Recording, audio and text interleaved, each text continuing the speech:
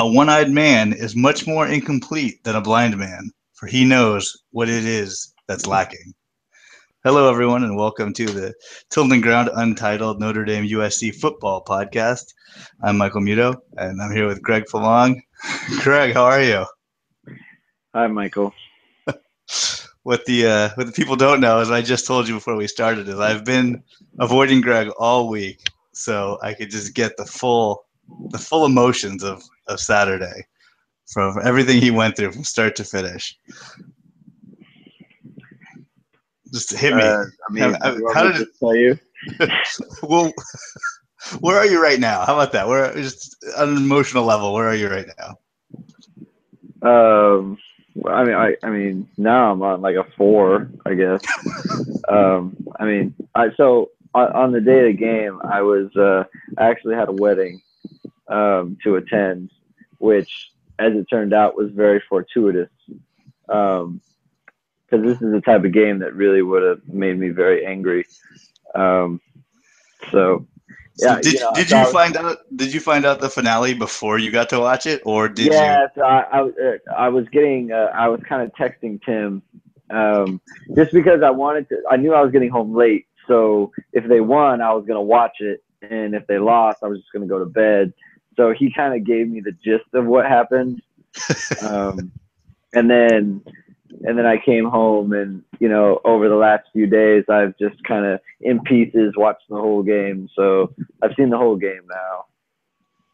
Well, let's start from the beginning. Okay. I mean, so the first 2 drives, what's going through your mind as the Notre Dame fan? Just what's happening? Where's your head at? They started slow again. I mean, basically, like the game in a way was decided in the first 2 drives for Clemson, just because, I mean, they get out to the 14-0 lead, and so you're playing in a monsoon or a hurricane or whatever it was, a powerful storm or whatever they want to call it. I mean, you're playing in those conditions, so obviously you don't want to chase the game. I mean, you're on the road too, so you don't want to be chasing the game, and 6 minutes in, you're down 2 touchdowns. So right away, now it's like it's harder to be patient running the ball, and then that allows them to stack the box and say, well, beat us over the top, because it's hard enough to beat them over the top anyway because they have good defensive backs, but now it's pouring rain and it's windy. Well, it felt like watching the game. I watched it in real time. Felt like the receivers could get open. I mean, I realized what Clemson was doing. I'm not the most astute football mind in the world, but I realized they were stacking the box and trying to stop the run at all costs. But it looked like the receivers were getting open, and just execution and unforced errors were the real problem, not so much Clemson's defense. Well, that kind of brings me to the other thing that really annoyed me about that game. So they get, and first of all, like, I just, kind of to take it back, like Notre Dame in these kind of games, like they have gotten off to slow starts before. Like, I mean, even the 2012 Oklahoma game, everyone kind of points to that game as like that's kind of the big game that they won, on the road. And I know they played well against Florida State last year, but everyone kind of points to the 2012 Oklahoma game. Like, you have to remember, they got pretty lucky to start that game. I mean, Oklahoma received, and they were driving right down the field. I mean, I don't know that they got to a 3rd down, and it was like 2nd and 5 or something, mid 2nd down, and the quarterback goes to the line to change the play, and they snap the ball, and he's not under center, so they lose 20 yards and they have to punt. So then Notre Dame goes 3 and out, and then Oklahoma gets the ball again. They drive right down the field. They get to Notre Dame's like 10, and then Notre Dame forces a field goal attempt. So then they go up 3-0. And then after that, Notre Dame hits them for the big run, and Notre Dame goes up 7-3. Well, I mean, 3-0 after 2 drives is obviously a lot different than 14-0. Yes, So, yes, it is. I mean, so that game, I mean, it could have started different, but they were able to force a field goal. Whereas in this game, in the first drive, Clemson had 2 third downs, and they converted both of them. I mean, Notre Dame had a chance to force field goals and to, kind of limit the damage, and they weren't able to do it. And that's kind of what, if you're gonna go on the road, like that's what you need to do. I mean, we talked about it last week, like red zone scoring, like who's going to capitalize on their red zone opportunities. And Clemson got in the red zone 3 times. I'm counting the third one because they're on like the 22. So they got in the red zone 3 times, and they converted all of them for touchdowns. I mean, it just makes a huge difference. So, but to get back to the receivers that you were talking about, like, so you talked last week about Will Fuller made the tweet about the Savage thing. Now, like, to me, it's whatever. Like, he meant what he meant. But here's the thing about that, is that Clemson's team took it some kind of way that they basically called him out. So in doing so, it's like, you know what? Like, whether you meant it or not, like, now they've called you out. And the guy who called him out, that Curse kid, J-Ron Curse, he was everywhere. Yeah. He called him out. One. He basically, like he called him out as publicly as you can. And like, where was the response? Not just, but from the wrestler. I mean, they came up with, Corey Robinson.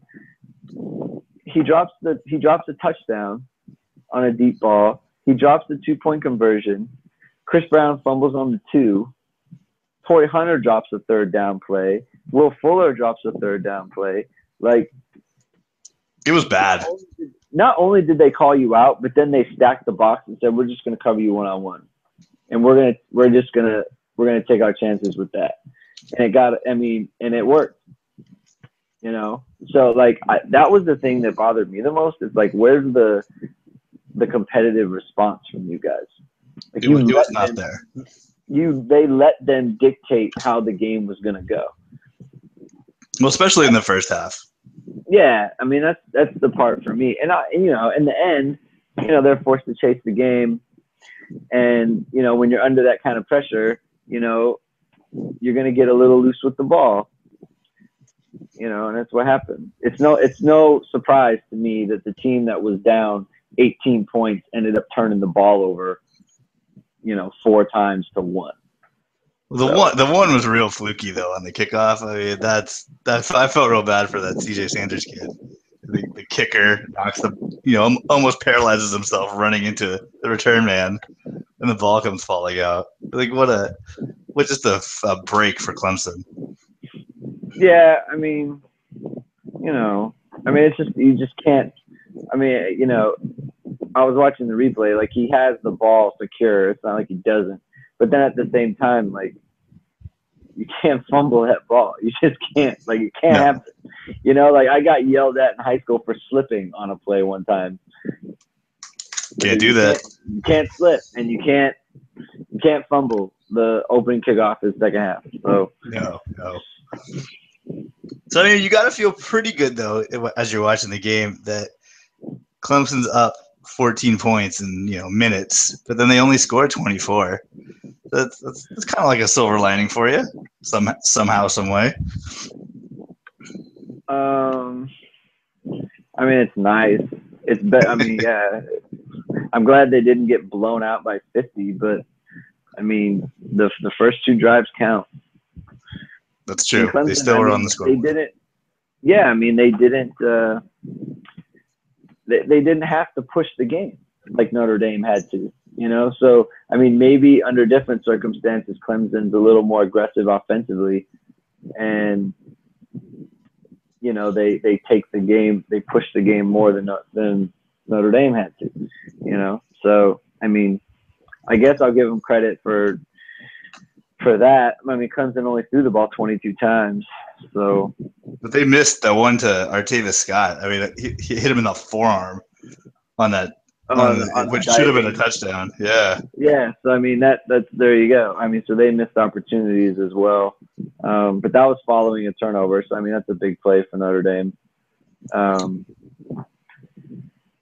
It's nice that they stopped them on that. I mean, to the defense's credit, it could have been a lot worse. I mean, they after the C.J. Sanders fumble and then they score and then Posey fumbles on the next play.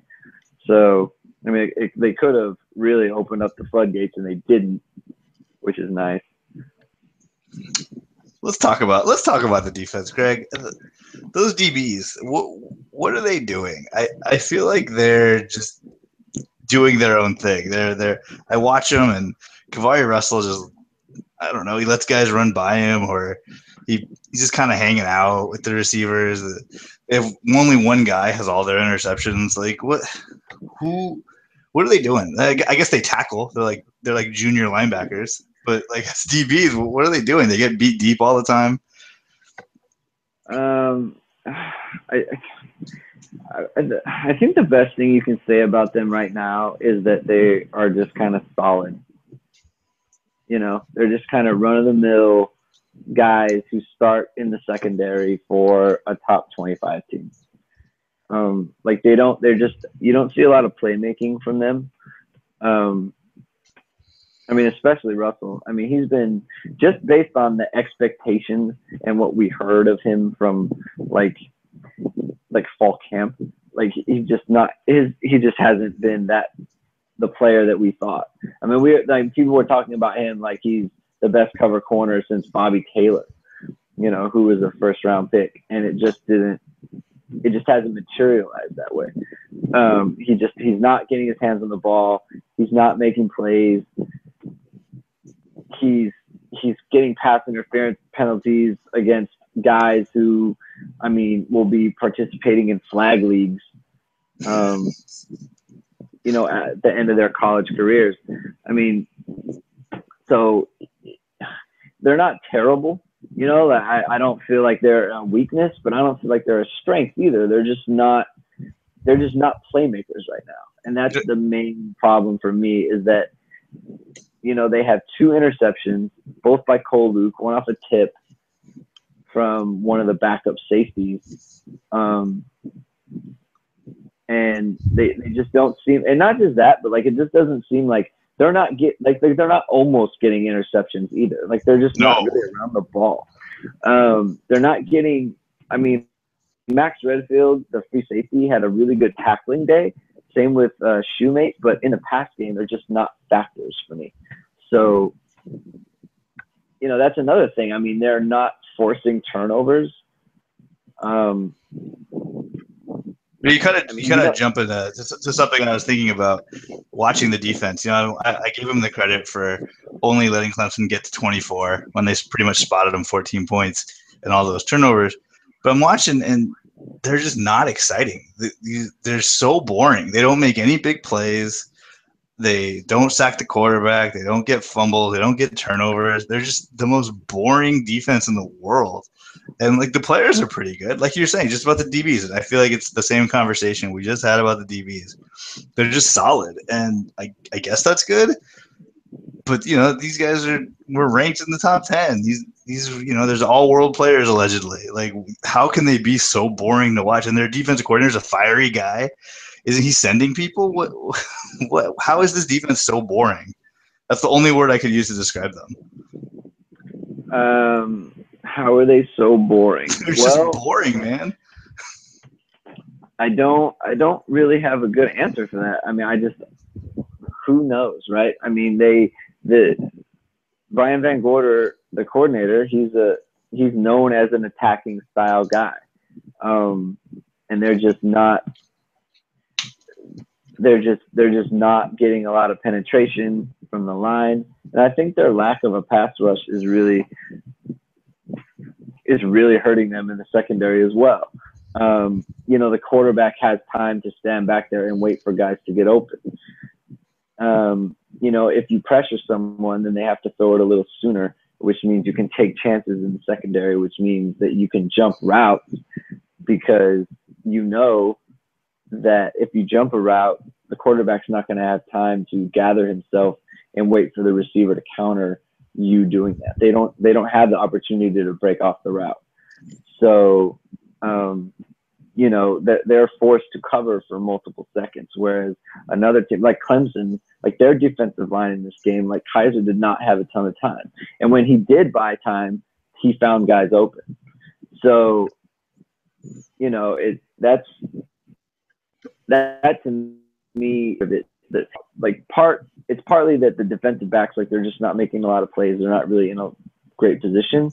But I think the lack of a pass rush maybe makes them a little bit gun shy on jumping routes and being as aggressive in the pass game as maybe they want to be. I will say that I haven't seen a ton of like press coverage from Notre Dame's corners, which we were kind of led to believe that would be the case coming into this year. So, maybe we'll see more of that as the season goes on. I'm not really sure. I'm not hopeful of that. I kind of feel like at this point they are what they are. And Notre Dame's going to have to be good offensively to win games, like really good. But they're okay. The defense is okay. I mean, they're not getting torched up and down the field. Who, the defense? They're just not. Yeah.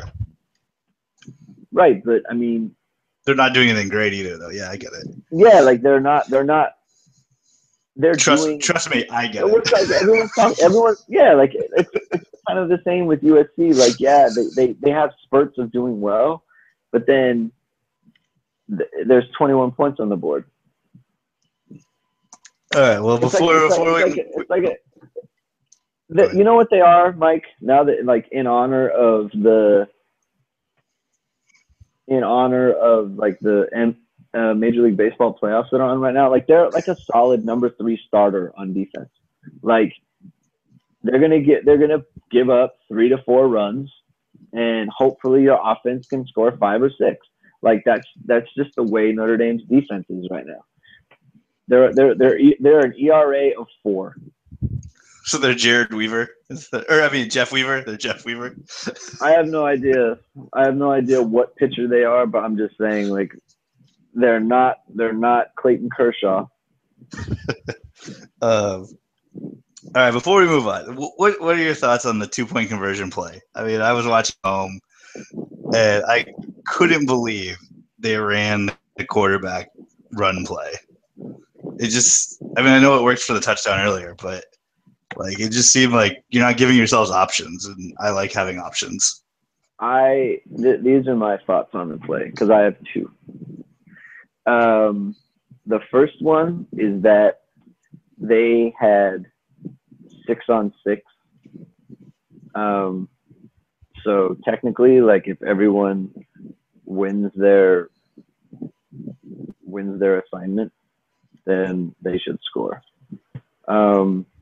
How many times did that happen on Saturday? Well, it happened. It didn't happen on that play. I can show you that. I mean, look, they scored on that exact play earlier. Right. I think that the difference is that play came in the run-up play, not after like a timeout when, the team, they had a chance to kind of gather themselves and kind of gear up like this is the game. Nick Martin and Elmer got destroyed. Elmer could never come off the double team of the D tackle and pass him off to Martin so that he could scrape to the linebacker. Like basically the D tackle just crossed face on Elmer, which means Martin never got onto him, which means no one was blocking the backer. McGlinchey, the right tackle, just got mauled. He was knocked to the ground basically. So like not only did he not win his block, but now you're on the ground in the hole. So like you're just creating more people. Like now the quarterback has to run over you because you're in the way. So I mean basically they all just got crushed. And this is supposed to be the strength of the team. Well, Shaq Lawson said they were tipping their runs. I mean, that's great. Like honestly, they were great against the run, and that's fine. Not so much late in the game, And like, if they knew when they were going to pass, like, why didn't they do better on the pass rush? So that would be my comment to that. I think they were just, honestly, I think they were just better. They didn't have to know that they were running. Like, I mean, I could probably tell you half the time just based on down and distance and formation what Notre Dame's going to do. Right. So I'm not super worried about that. But you know, they put the season on the offensive line, and you know, they lost, and they lost big. So my other thought on that is you have a 2-point conversion, like, for the game, for the season, you know, like, you really need it, and you came up with a quarterback run. Yeah. Like, it's kind of like a run pass option. He can make the choice, and like, that's great. But like, I feel like every team has these plays that they have their favorite plays. Like, they have a 2-point play, or they have like a play that they love to run. And it's like, I feel like that is the time to bring out that play, like your favorite play that you practice, like situational plays. And, you know, obviously, they probably ran it on the earlier 2-point, then they ran it on the touchdown too. So they probably kind of didn't want to run the same thing. But well, I feel like they have. I mean, I feel like you have a few, right? Like, more than two? Doesn't involve the quarterback. Well, I feel like you have one that doesn't involve the quarterback rolling out and just like tucking it under and declaring, I'm a runner, like, right away. Right. You know, so I feel like the play call can be better. Like, generally speaking, I don't really mind the call, but like, I feel like there's a better one in the playbook. I mean, obviously it's because it didn't work. Yeah, fact.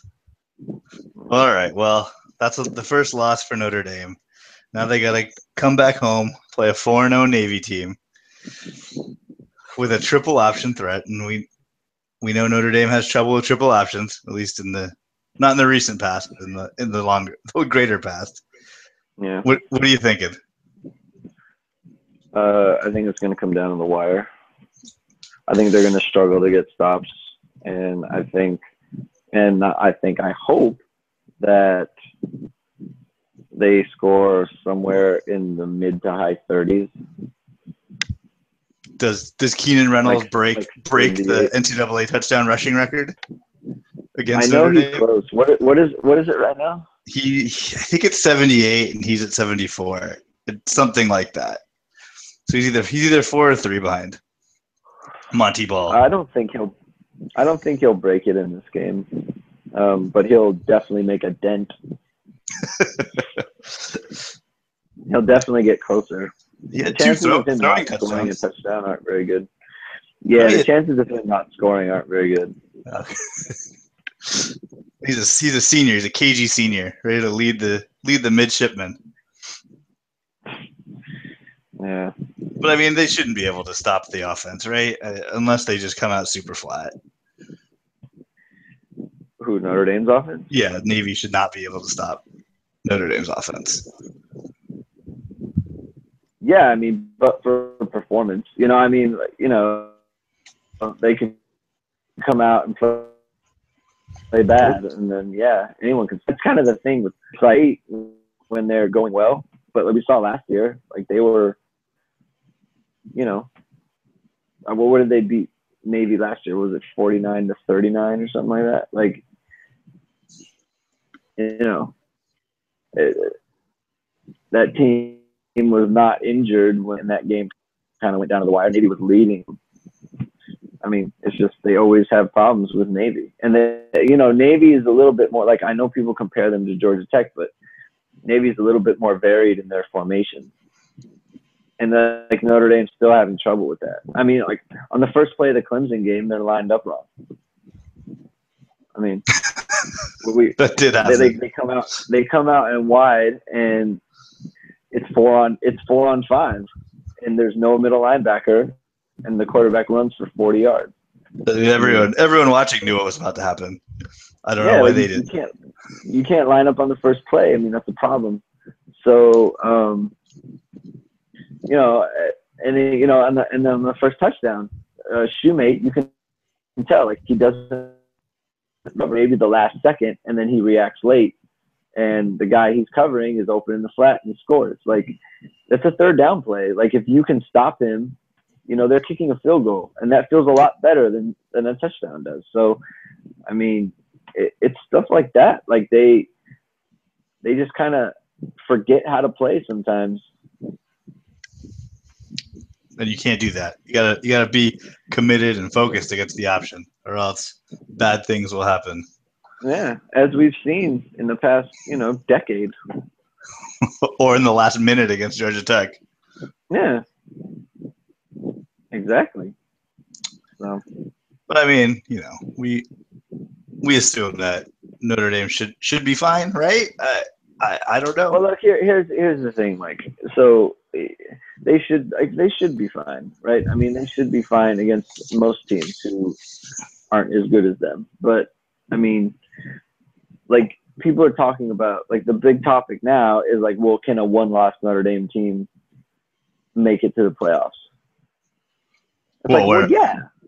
It's like, of course, but like show people that you're deserving of it. Like show them. Like don't. You know, it's up to them. Like, if you want to be a playoff team, then show it. Like, don't hope that they put you in. Like, make them. I mean, that's what Ohio State did last year.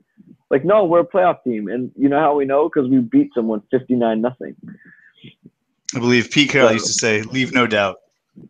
Leave no doubt. I mean, they definitely left doubt in the loss. So, you know, I just – we'll see. You know, either they're gonna play and win, or they'll, you know, stumble again and show that no, you weren't a playoff team, and you know it'll just be another disappointing season. So Las Vegas has Notre Dame as a 14.5-point favorite. Who you got? I'm taking the points. You're taking the points all the way. Let's see. What am I going to do? I'm telling you, this game will be like 38-34.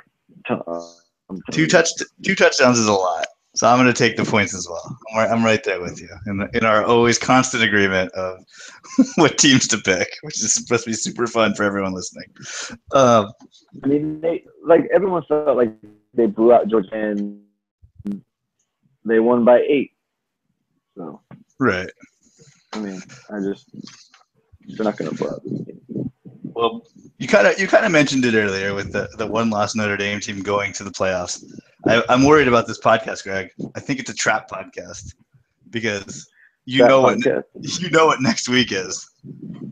It's Notre Dame USC, and they both have one. They both have one loss, and I don't think a 2-loss team is making the playoffs.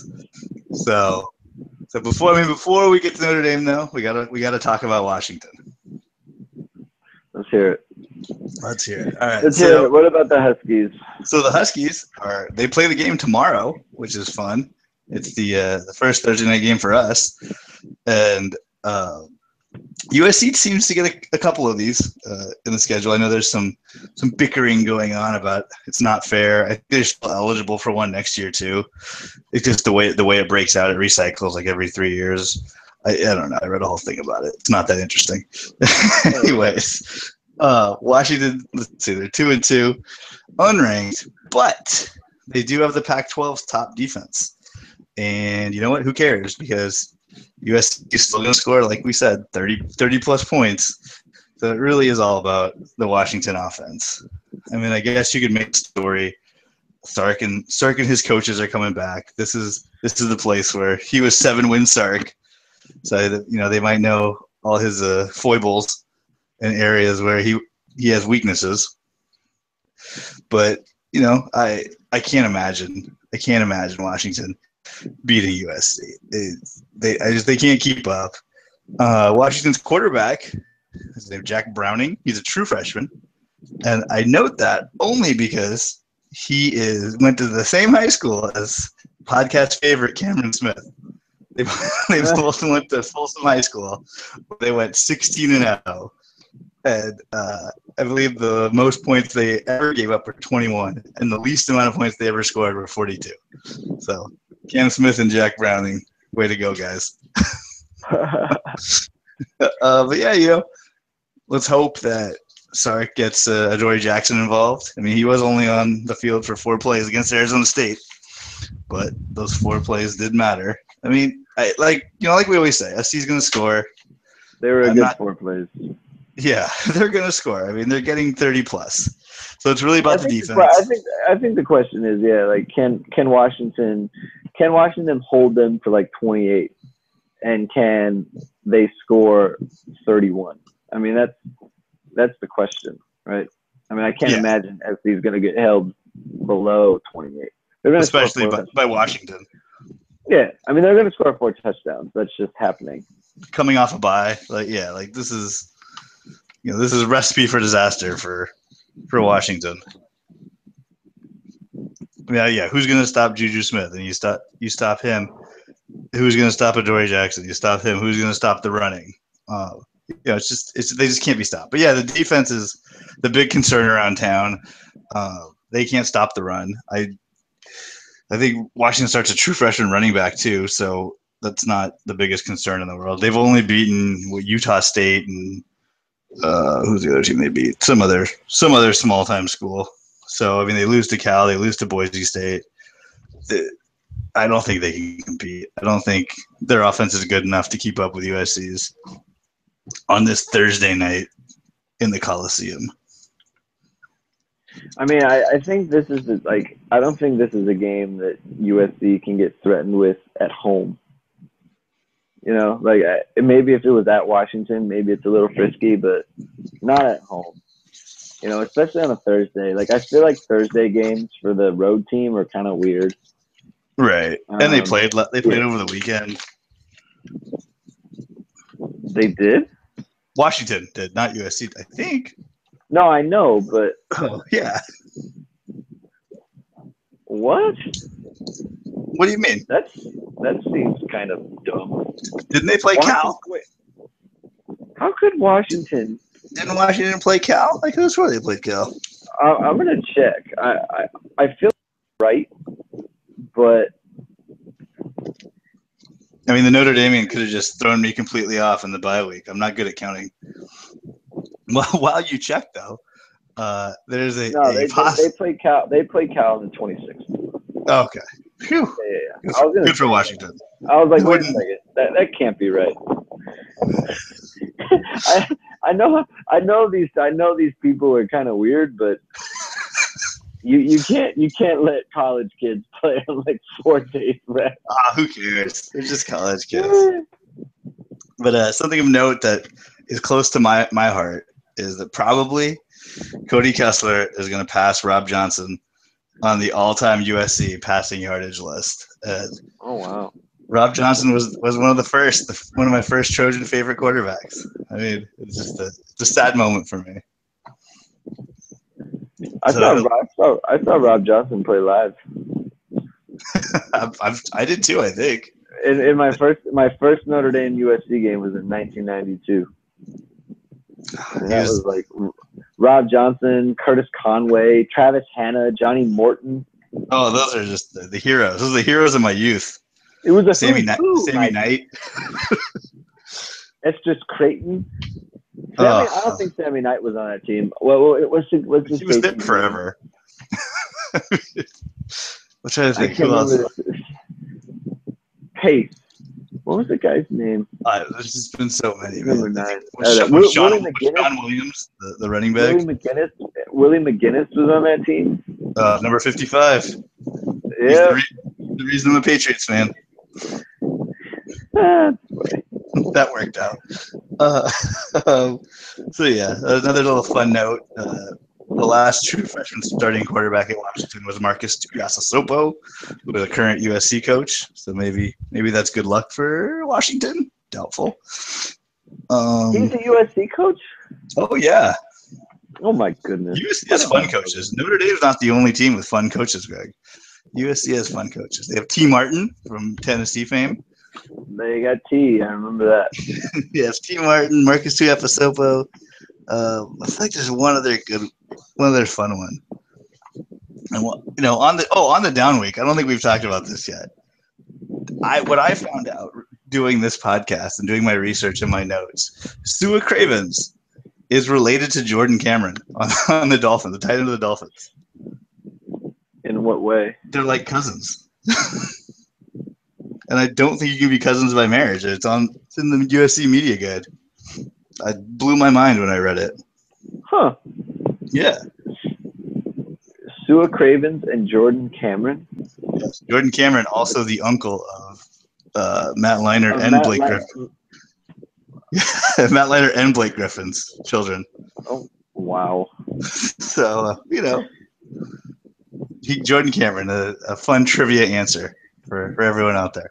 There it is. All right, so let's see. What does Vegas have here? I just moved the piece of paper. I believe it's 16.5. Oh, here it is. Yeah, USC is giving 16.5 points. I am going to take those points happily. What about you, Greg? They're giving 16.5. Yeah. And you're taking the points? I'm giving the points. So I think USC will win by more than 16.5.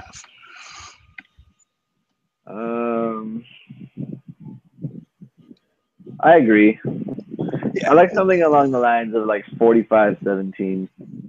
45-17. That'll get you the over too. Yeah, in case you're scoring at home. I like 45-17. All right. Well, what do you got? You got anything interesting? Notre Dame news and notes around campus? Notre Dame news and notes. Yeah, I don't really like this. Well, there's a lot of annoying things about a season with Notre Dame on Showtime. Oh, you know what we forgot? What we totally forgot is Notre Dame and Navy are wearing the same outfit. They're wearing the same underwear. They have the same undershirt. They're wearing the same shoes and stuff, right? Same shoes. You know what I'm kind of like tired of? Like, I understand the tradition of why Notre Dame plays Navy, and that's cool. I don't like the Navy game, but at the same time, like, I get it. Is it because you hate America, or I don't understand? Well, no. The service academy dance, Greg. There's nothing in it for Notre Dame. This is only a negative. Well, I mean, like in 1906 when this stuff started, I think there was a little more in it for Notre Dame. Well, no, but Notre Dame has to play them every year because Navy basically kept them in business during World War II. Mm. Yeah, so Navy sent people to Notre Dame, during World War II, and most of their boys, because it was an all boys school at the time, and so they all had to go to war. Well, Navy had a bunch of incoming recruits that they sent to Notre Dame to keep Notre Dame like in business. So Notre Dame wouldn't have had a school. So you sound very ungrateful. Well, no, so that's why they do it. That's why they play every year, because Notre Dame's repaying the favor. Right. And so every year since then they will play Navy. But like just from a fan's perspective, like this is a no-win game for them. Everyone says like. Go ahead. Well, even though everyone says like, oh, it's Navy, like of course you beat Navy. So actually Navy's pretty good, A, and B, like Navy treats the game against Notre Dame different than any other game. Like they'll bring out stuff just for this game that they won't use against any other team except for maybe Army. Right. So like Navy has everything to gain and nothing to lose. Notre Dame has nothing to gain. They're playing an offense that doesn't help them prepare for any other team. It gets them hurt. It breaks continuity on defense. And when you win, no one cares because you should win. But it's a game you can lose because Navy's so difficult to prepare for. It's not a good not a good game for Notre Dame, and I hate it every single year. My question was going to be, and I don't know if you know the answer to this, and if you don't, I'm sorry. Does Navy get like the big money, like when Grambling goes plays Alabama, or the SEC teams play those weak schools? They get that big payday. Does Navy get the big payday, or no? I don't know why they wouldn't, but well, I would imagine they do. I mean, that's part of the favor, right? Yeah, that's good. Good for the academy, right? Yeah, I mean, that's part of it. I just don't like the game. I know. I hear it in your voice. Did you watch the TV show this week? I did. I got to see it. Thoughts? I mean, it's just like a lot of like players, like Joe Schmidt. Oh, they have one really good receiver. They're pretty good. He's talking about Clemson. Oh yeah. His analysis of the team did not seem very thoughtful. Joe Schmidt. I mean, my goodness. Clemson runs the ball 42 times, and he has one tackle. We're talking about the middle linebacker. Not good, Joe Schmidt. Middle linebacker has one tackle. They run the ball 42 times. He had 7 missed tackles. Ouch. I mean, what? that's not good. No. Maybe that's why they were cutting his TV time. Well, the problem is, it's like, you're a captain, man. You're a captain. It can't happen. You can't. And so, like, when the captain is in danger of getting benched for performance, that's a problem. So not good, Joe Schmidt. I wonder how much they film, because they must edit it on Sunday. So they must have had all that Chris Brown footage, and then he played well and then fumbled right at the goal line, so they know it would be like a good story. Whereas if he just had a ho-hum game like usual, like they wouldn't have used it, right? Like, how much film must they have from these kids? Well, I feel like they like to feature players who, like, their family is at the game, and obviously they're all, but like, he's the South Carolina guy, so it makes sense that they would kind of, I mean, they don't have like 15 cameras, like they can't put them all on parents in the stands, But I'm just saying, like, it worked out pretty well that if you get the Chris Brown stuff, and then it did work out that he was a major part of the game for sure. Yeah, good and bad. Yeah. Also, I like that they call him Breezy. Like, that's the most unoriginal nickname ever. It's like, I get it. He's the same name as the other Chris Brown. We can get a better nickname. Yeah. Let's see. Any fun news and notes from USC? The Trojan War 30 for 30 trailers out, and that was fun. You get a little sneaky Pete. Pete Carroll had some quotes in there on a trailer. Leinert's there. Petros even shows up. I'm surprised he did that. You got a little Snoop Dogg action in the trailer. It was very fun. I'm excited. I get to relive the glory days, or someone called it. They said the USC Texas game was the greatest game ever played, and some coach or somebody was like, "I call it the greatest shame ever played." Oh my goodness! I know. I know. Why? I don't. I guess because they lost. I don't know. You got to watch the 30 for 30, man. Oh, I'm good. I'm good not to watch that. No. Well, you know what? See, it's the Trap Pod, Greg. We're forgetting all about Washington. I was going to say, you know what next week is? It's 10 years since the Bush push, but we'll cover that ground, next week. Who else is on the video? I'm trying to think who is there, but it was fun. I actually met Matt Leinart during the Trojan Warriors. He was very nice. Oh, good. We were at a club. We were at a club in Orange County. It was like right before the season started. I was kind of like, hey, it's the Heisman winner. Should he be learning plays or something, or ballroom dancing? But no, he was a very nice young man and good looking to boot. Oh. I think that's all we got. You can think of anything else? Yeah, I'm good, buddy. Good. Well, hey, hopefully good to go. next week. This weekend is good for both of us, and then it's rivalry week. Like I'm sure that's what the people are clamoring for. Hopefully Notre Dame can just get through it. All right, so you can read Greg at Tiltingground or what is it, uhnd.com? UHND.com. I saw a Clemson recap written by my podcast partner there. You can follow him on Twitter. He was very excited that Kobe's back. What's your Twitter, Greg? At Greg2126. And you can email us at tiltingground@gmail.com. We'll answer all your questions. Follow us on iTunes. Leave reviews. That's fun. We appreciate that. And fight on. And go Irish.